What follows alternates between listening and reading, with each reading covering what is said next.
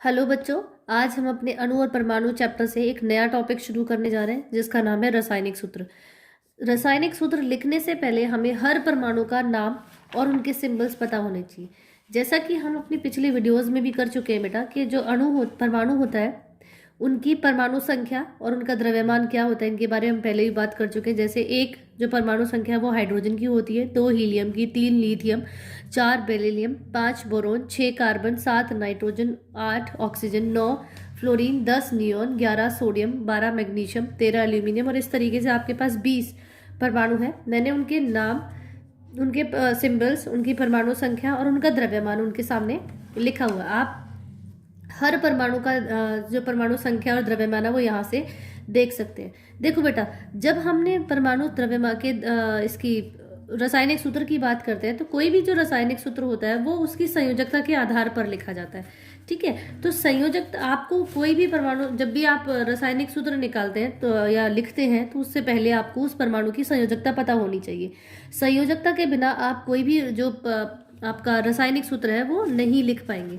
तो हम लोग आज पहले संयोजकता निकालना सीखेंगे, उसके बाद हम अपना रासायनिक सूत्र लिखना सीखेंगे। संयोजकता का मतलब होता है बेटा किसी भी परमाणु द्वारा लिए गए या दिए गए अपने अपने कोष्ठ को भरने के लिए हर परमाणु क्या करता है बच्चे, या तो इलेक्ट्रॉन्स को दे देता है जो उसके पास एक्स्ट्रा इलेक्ट्रॉन्स है, या इलेक्ट्रॉन्स वो ले लेता है। ठीक है, तो उसके द्वारा दिए गए या लिए गए इलेक्ट्रॉन्स की जो संख्या होती है वो होती है उसकी संयोजकता। ठीक है बेटा, नील बोहर जी ने हमें बताया था कि हर जो परमाणु है उसके अपने कोष्ठ होते हैं जिनका उन्होंने नाम दिया K, L, M और N। ठीक है, हर एक परमाणु की जो कोष्ठ है उसके अपने अपने अंदर इलेक्ट्रॉन्स के भरने की कैपेसिटी होती है। उन्होंने हमें बताया, नील बोहर ने, कि हर एक जो कोष्ठ होती है वो अपने अंदर 2n² इलेक्ट्रॉन्स को भर सकती है। एन का मतलब यहाँ पर है नंबर ऑफ कोष्ठ, मतलब पहला कोष्ठ, दूसरा कोष्ठ या तीसरा कोष्ठ। जैसे अगर मैं पहले कोष्ठ की बात करूँ तो एन की संख्या होगी हमारे पास 1। आप एन की वैल्यू यहाँ पर 1 रखिए तो 2 गुना 1 का 1 की पावर 2 अगर आप करेंगे तो आपके पास आएगा 2। इसका मतलब जो पहला कोष्ठ है के वो अपने अंदर 2 इलेक्ट्रॉन्स को भर सकता है।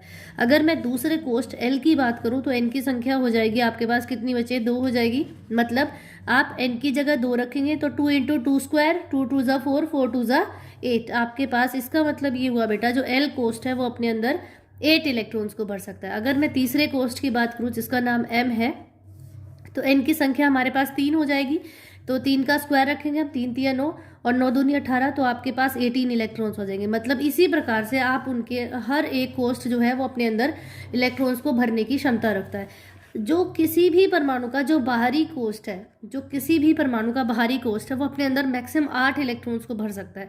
ठीक है, तो इस प्रकार से आप किसी भी परमाणु की जो पहले आप इलेक्ट्रॉनिक विन्यास लिख सकते हैं। जैसे हमारे पास इलेक्ट्रॉनिक विन्यास लिखने के लिए K, L, M और N। इलेक्ट्रॉनिक विन्यास का मतलब होता है बेटा इलेक्ट्रॉन्स को भरने की, जो हर कोष्ठ में भरने की जो कैपेसिटी है वो उसको दर्शाता है। जैसे मैंने कहा सोडियम का नंबर है 11, मतलब उसके पास 11 इलेक्ट्रॉन्स है तो वो इन 11 इलेक्ट्रॉन्स को इसके अंदर भरेगा। ठीक है, उन 11 इलेक्ट्रॉन्स को सोडियम इनके अंदर भरेगा। 11 में से 2 इलेक्ट्रॉन कौन भर सकता है, के भर सकता है। के के पास 2 इलेक्ट्रॉन भरने की कैपेसिटी है, एल के पास 8, फिर 8 और इसी तरीके से वो भरते चले जाते हैं। ठीक है बेटा, तो के अपने अंदर 2 इलेक्ट्रॉन्स भर सकता है, एल अपने अंदर 8 भर सकता है। 11 में से 2 इलेक्ट्रॉन तो के ने रख लिए, एल अपने अंदर कितने रखेगा बेटा, 8। अब 8 और 2 10 हो गए, बचा कितना, 1 इलेक्ट्रॉन, तो वो 1 चला जाएगा एम के पास। ठीक है बेटा, अब देखो भर सकता था वो 8 इलेक्ट्रॉन लेकिन भरा कितना है, 1 इलेक्ट्रॉन। इसका मतलब उसको 7 इलेक्ट्रॉन और चाहिए। तो कोई भी परमाणु 7 इलेक्ट्रॉन किसी से लेने की बजाय उसके लिए 1 इलेक्ट्रॉन किसी को देना बहुत आसान होता है बेटा, इसलिए वो अपना 1 इलेक्ट्रॉन किसी को दे देता है। तो जब वो अपना 1 इलेक्ट्रॉन किसी को देगा, जब भी कोई भी परमाणु अपना इलेक्ट्रॉन किसी को देगा तो उसके ऊपर आएगा प्लस चार्ज। ठीक है, और जब भी कोई भी परमाणु किसी से इलेक्ट्रॉन लेगा तो उसके ऊपर जो चार्ज डेवलप होगा बेटा वो होगा माइनस। प्लस का मतलब है कि अपना इलेक्ट्रॉन वो दे चुका है, माइनस अगर चार्ज डेवलप होता है तो इसका मतलब है वो इलेक्ट्रॉन किसी से ले चुका है। तो यहाँ पर जैसे अगर सोडियम अपना 1 इलेक्ट्रॉन किसी को दे देता है, अगर ये अपना 1 इलेक्ट्रॉन किसी को डोनेट कर देता है, दे देता है, तो सोडियम के ऊपर आ जाएगा बेटा प्लस चार्ज। ठीक है, और यही जो चार्ज है, वही ये जो चार्ज यहाँ पर है, वही इसकी संयोजकता होती है। इसका मतलब अगर मैं सोडियम की संयोजकता की बात करूँ तो उसकी संयोजकता हो जाएगी बच्चे कितनी, 1, क्योंकि इसने अपना एक इलेक्ट्रॉन किसी को, ये अपना एक इलेक्ट्रॉन किसी को दे सकता है। ठीक है, तो इसी तरह से आप बहुत सारे जो भी हमारे पास 20 हमें तत्व पढ़ने होते हैं उनकी आप संयोजकता निकाल सकते हैं। जैसे मैं आपको एक और निकाल के दिखा रही हूँ बेटा। मैंने कहा क्लोरीन का नंबर है 17। अगर मैं क्लोरीन के 17 इलेक्ट्रॉन्स को भरना शुरू करती हूँ तो यहाँ पर देखो K, L, M और N हमारे पास शेल्स होती हैं, कोष्ठ होते हैं। 17 में से 2 K के पास जाएंगे, 2 यहाँ पर, 8 यहाँ, 8 और 2 10, बचे कितने, 17। 17 में से 10 गए 7, तो 7 यहाँ चले जाएंगे। अब देखो ये भर सकता था 8 इलेक्ट्रॉन, है कितने इसके पास, 7। इसको 1 इलेक्ट्रॉन और चाहिए, तो 7 किसी को देने की बजाय क्लोरीन 1 किसी से ले लेता है। ठीक है, तो जब ये अपना 1 इलेक्ट्रॉन किसी से लेगा, तो जब कोई भी इलेक्ट्रॉन लेता है तो उसके ऊपर माइनस चार्ज आता है। इसका मतलब क्लोरीन अपना ऑक्टेट कंप्लीट करने के लिए, अपनी कोष्ठ के 8 इलेक्ट्रॉन कंप्लीट करने के लिए हमेशा क्या करता है, 1 इलेक्ट्रॉन ले लेता है। इसीलिए इसके ऊपर कितना चार्ज होता है बेटा, माइनस। और यही जो इलेक्ट्रॉन लेने की क्षमता है, जो इलेक्ट्रॉन लेने की क्षमता है, वही इनकी संयोजकता होती है। तो इसकी संयोजकता भी कितनी हो जाएगी बेटा, 1।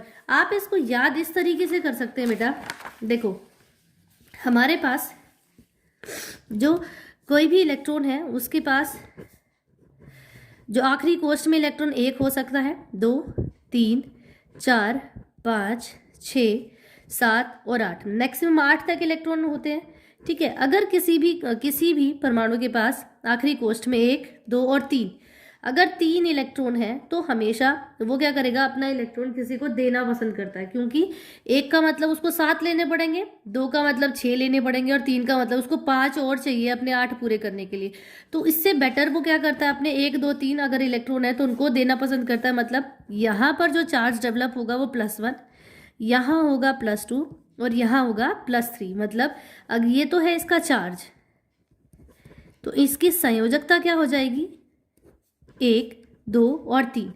जब 4 आ जाता है तो इसका मतलब बराबर अमाउंट ऑफ एनर्जी उसको, मतलब इक्वल अमाउंट ऑफ एनर्जी, बराबर एनर्जी उसको लेने में लगती है और बराबर है उसको देने में। 4 इलेक्ट्रॉन उसके पास है तो 4 ही चाहिए, या तो चारों वो अपनी किसी को दे दे या वो 4 किसी से ले ले।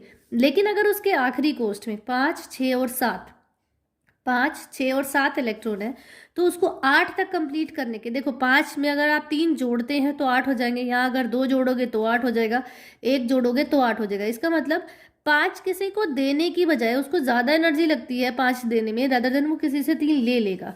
तो हमेशा ये क्या करता है, लेने में विश्वास करता है, तो ये 3 इलेक्ट्रॉन ले लेता है। जब ये लेगा तो यहाँ आएगा -3, यहाँ आएगा -2 और यहाँ आएगा -1। ठीक है बेटा, तो आप ऐसे याद कर सकते हैं कि अगर 1, 2, 3 तक है तो उनका चार्ज, उनके पास संयोजकता 1, 2, 3 रहेगी। अगर 5, 6, 7 है, अगर 5 है तो 3 संयोजकता, 6 है तो 2, 7 है तो 1 संयोजकता, और ठीक है, और अगर 4 है तो 4 रहेगी। ठीक है, तो ये इनको याद करने का तरीका होता है कि अगर आखिरी कोष्ठ में 1, 2, 3, 4 इलेक्ट्रॉन है तो उनकी संयोजकता 1, 2, 3, 4 रहेगी।